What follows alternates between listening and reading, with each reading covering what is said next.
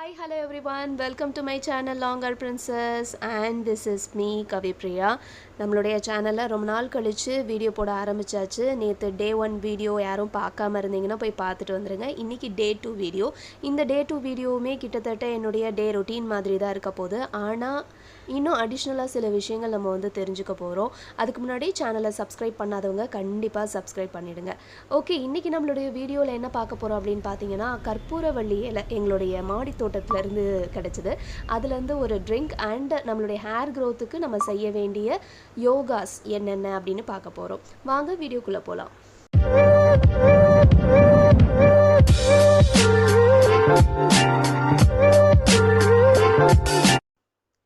Okay, நம்மளுடைய டே 1ல் பார்த்த மாதிரி தான் இன்னையோட டேவும் எனக்கு ஸ்டார்ட் ஆகிருக்கு. So morning hair care routine அப்படின்றது ரொம்ப ரொம்ப இம்பார்ட்டண்ட் அப்படின்னு நான் சொல்லுவேன்.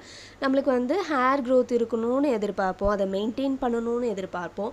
ஆனால் அதுக்கு நம்ம என்ன செய்யணும் அப்படின்றத தெரிஞ்சுக்கிட்டு ஃபாலோ பண்ணுறது ரொம்ப ரொம்ப முக்கியம். அப்படி பார்க்கும்போது morning and night hair care routine ரொம்பவே மஸ்ட். ரொம்பலாம் எக்ஸ்பென்சிவ்லாம் எதுவுமே கிடையாது. ப்ராப்பராக உங்களுடைய ஹேரை நீங்கள் கோம் பண்ண போகிறீங்க, ஸ்கேல்ப்புக்கு ஒரு மசாஜ் கொடுக்க போகிறீங்க. உங்களுடைய ஹேர் லென்த்தையும் எண்ட்ஸையும் மாய்ஸ்சர்டாக வச்சுக்கிறதுக்கு ஆயிலோ சீரமோ அப்ளை பண்ண போகிறீங்க. அதுக்கப்புறமா த்ரூ த டே அதை மெயின்டைன் பண்ணுறதுக்காக ஒரு லூஸ் பிரைட் கொடுக்க போகிறீங்க.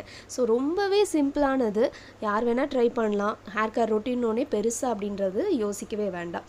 அண்ட் அதை முடிச்சுட்டு எங்கள் மாடி தோட்டத்துக்கு போனேன். எங்கள் அம்மாவுடைய கைவண்ணத்தில் என்னெல்லாம் செடி வளர்க்க முடியுமோ எல்லாத்தையும், கிட்டத்தட்ட செடி மரம் கூட சொல்லலாம், அந்த மாதிரி எல்லாமே எங்கள் மாடி தோட்டத்தில் இருக்கும். நான் வேறு என் பாப்பாவுக்கு இப்போ ஃபீட் பண்ணிகிட்ருக்கேன். எனக்கு கோல்டு வேறு இருக்குது. ஸோ இந்த கற்பூரவள்ளி அதுக்கு ரொம்ப யூஸ்ஃபுல்லாக இருக்கும் அப்படின்னு சொல்லிட்டு மேலே போய்ட்டு ஒரு 4 லீவ்ஸ் எடுத்துகிட்டு வந்துட்டேன்.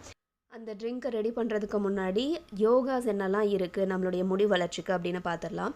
கபால்பதி யோகா, ஸ்கல் ஷைனிங் போஸ் அப்படின்னு சொல்லுவாங்க. இது ரொம்பவே பவர்ஃபுல்லான ப்ரீத்திங் எக்ஸசைஸ். இதை செய்கிறதுனால நம்மளுடைய ரெஸ்பிரேட்டரி சிஸ்டம், அதுக்கப்புறம் பிளட் சர்க்குலேஷன், இது எல்லாமே இம்ப்ரூவ் ஆகுது, மெட்டபாலிசம் எல்லாமே. இதனால் நம்மளுடைய ஸ்கேல்ப்புக்கான ஆக்சிஜன் அதிக அளவில் போகுது. அது நம்மளுடைய ஹேர் க்ரோத்துக்கு ரொம்பவே யூஸ்ஃபுல்லாக இருக்குது. ஸோ இந்த ப்ரீத்திங் எக்ஸசைஸ் பண்ணும்போது முறையாக அதை எப்படி பண்ணணும் அப்படின்றத தெரிஞ்சுக்கிட்டு நீங்கள் பண்ணிங்கன்னா இன்னுமே யூஸ்ஃபுல்லாக இருக்கும் உங்களுக்கு. ரெண்டாவது exercise Pavan Muktasana, wind relieving pose அப்படின்னு சொல்லுவாங்க.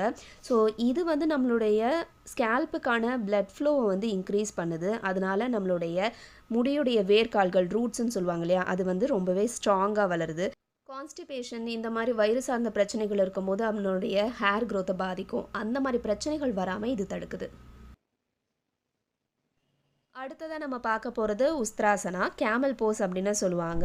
இந்த போஸுமே நம்ம ஸ்கேல்ப்புக்கான பிளட் ஃப்ளோவை இன்க்ரீஸ் பண்ணுது. அதனால் ஹேர் க்ரோத் ஸ்டிமுலேட் பண்ணப்படுது. தைராய்டு போன்ற பிரச்சனைகள் இருக்கிறவங்களும் இந்த யோகாவை பண்ணலாம். அது மட்டும் இல்லாமல் நம்மளுக்கு பிளட் ஃப்ளோ இன்க்ரீஸ் ஆகிறதுனால நம்மளுக்கு இளநரை அப்படின்னு ஒரு பிரச்சனை இருக்கும் இல்லையா, அந்த பிரச்சனை வராமலும் இந்த யோகாசனம் தடுக்குது.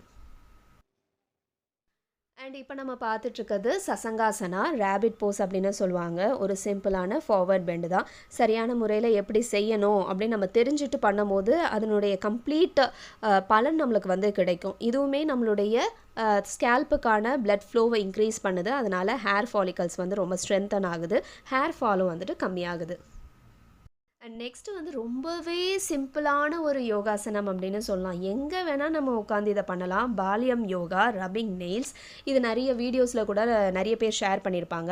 நம்மளுடைய நகங்களை ஒன்றோட ஒன்று உரசுறது மூலமாக அதில் இருக்கக்கூடிய அக்குப்ரெஷர் பாயிண்ட்ஸ் ஆக்டிவேட் ஆகி அதனால் நம்மளுடைய ஹேர் ஃபாலிகல்ஸ் ஸ்ட்ராங் ஆகுது. நம்ம ஃப்ரீ டைமில் கூட இந்த யோகாசனத்தை பண்ணலாம். அடுத்தது Vajrasana, thunderbolt or diamond pose அப்படின்னு சொல்லுவாங்க. இது நம்மளுடைய டைஜஷனை இம்ப்ரூவ் பண்ணுது. டைஜஷன் இம்ப்ரூவ் ஆகும்போது நம்மளுடைய பாடிக்கு சேர வேண்டிய சத்துக்கள்லாம் இருக்கும்ல, என்னதான் சாப்பிட்டாலும் அதில் இருக்கக்கூடிய சத்துக்கள் உடம்புல சேரணும். அது எல்லாமே ப்ராப்பராக நம்ம உடம்புக்கு போய் சேரும். அதனால் நம்மளுடைய ஹேர் ஹெல்த்தும் ரொம்ப நல்லாயிருக்கும். அடுத்தது அதோ முகா ஸ்வனாசனா, டவுன்வர்ட் ஃபேஸிங் டாக் போஸ் அப்படின்னு சொல்லுவாங்க.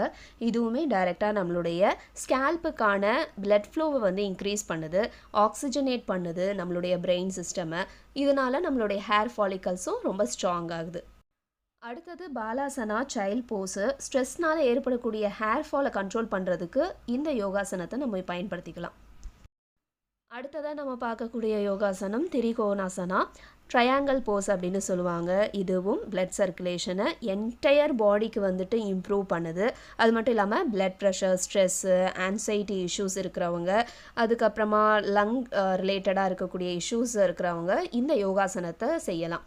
ஸோ இதனால் அவங்களுடைய பாடி என்டையர் சிஸ்டம் வந்து ப்ராப்பராகி அது ஹேர் க்ரோத்துக்கு யூஸ்ஃபுல்லாக இருக்குது. கடைசியாக நம்மளுடைய ஸ்கேல்ப்புக்கான பிளட் சர்க்குலேஷனை இன்க்ரீஸ் பண்ணுறதா நம்ம பார்க்கக்கூடிய யோகாசனம் வந்து மத்தியாசனா, ஃபிஷ் போஸு. ஸோ நம்மளுடைய ஆக்சிஜன் சப்ளை ப்ராப்பராக இருக்கிறதுக்கும் இந்த யோகாசனம் ரொம்பவே யூஸ்ஃபுல்லாக இருக்குது. ஸ்கேல்ப் ஹெல்த்தை வந்துட்டு ப்ரொமோட் பண்ணுது, ஹேர் லாஸை வந்துட்டு ரெடியூஸ் பண்ணுது, அண்ட் ஸ்ட்ரெஸ்ஸையும் ரிலீஸ் பண்ணுது. இது மட்டும் இல்லாமல் இன்னும் சர்வங்காசனா, சிரசாசனா அப்படின்னு நம்மளுடைய ஸ்கேல்ப்புக்கான பிளட் சர்க்குலேஷன் இன்க்ரீஸ் பண்ணுற நிறைய யோகாசனம் இருக்குது. இங்கே நான் எனக்கு தெரிஞ்ச ஈஸியான யோகாசனத்தை உங்களுக்கு நான் ஷேர் பண்ணியிருக்கேன். அண்ட் எல்லாத்தையுமே முடிச்சதுக்கப்புறமா வீட்டில் தானே இருக்கோம் அப்படின்னு ஒரு கொண்டையை போட்டு இல்லாமல் எப்போவுமே போடுற ஒரு ஹேர் ஸ்டைல் ஒன்று இருக்குது, இதுதான் அது. ஸோ அந்த ஹேர் ஸ்டைலை போட்டு அப்படியே ரெஃப்ரெஷ் ஆயாச்சு. அதுக்கப்புறம் மேலேருந்து எடுத்துகிட்டு வந்த கற்பூரவள்ளி இலையை நான் வந்து மறந்துட்டேன். அதுக்கப்புறமா அந்த கற்பூரவள்ளி இலை, அது கூட வந்து 2 வெத்தலை, இதெல்லாம் நல்லா வாஷ் பண்ணிவிட்டு, எப்படி நேற்று வந்து கருவேப்பிலையை தண்ணியில் போட்டு அந்த ஜூஸ் வந்து குடிச்சனோ, இன்றைக்கி வந்துட்டு இந்த கற்பூரவள்ளி ப்ளஸ் வெத்தலை இது 2த்தையும் வந்துட்டு தண்ணியில் போட்டு நல்லா கொதிக்க வச்சு அந்த தண்ணியை வந்து நான் குடிச்சிட்ருந்தேன். எனக்கு சளி இருக்குது அப்படின்றதுனால இது நல்ல ஒரு ரெமெடி அப்படின்னு ஒருத்தவங்க சஜஸ்ட்டும் பண்ணாங்க. ஸோ நல்லாவும் கேட்டுச்சு. அதெல்லாம் முடிச்சதுக்கப்புறமா ஆஸ் யூஷுவல் நைட் ரொட்டீனுக்கு வந்தாச்சு. ஸோ குவிக்காக வந்துட்டு என்ன தான் நம்மளுக்கு வேலை இருந்தாலும் சரி, இது மேக்ஸிமம் ஒரு 2 மினிட்ஸ் கூட ஆகாது. ஸோ குவிக்காக நம்மளுடைய நைட் ரொட்டீன் பண்ணிவிட்டு அந்த நெயில் ரப்பிங் யோகா சொன்னேன் இல்லையா, ஸோ அதையும் வந்துட்டு நான் பண்ணிவிட்டு நமக்கு தேவையான தண்ணி, நைட்டும் ஓரளவுக்கு தண்ணி குடிச்சிட்டு தூங்கினா நல்ல தூக்கம் வரும். ஸோ அதையும் குடிச்சாச்சு. தலையை வந்துட்டு நல்லா செக்யூர் பண்ணுற மாதிரி அந்த போனட்டும் போட்டுட்டு தூங்குறதுக்கு ரெடி ஆச்சு. ஸோ இதோட இன்னைய வீடியோ கம்ப்ளீட் ஆகுது. ஸோ பபாய், நாளைக்கு வீடியோவில் பார்க்கலாம். Keep supporting and keep smiling.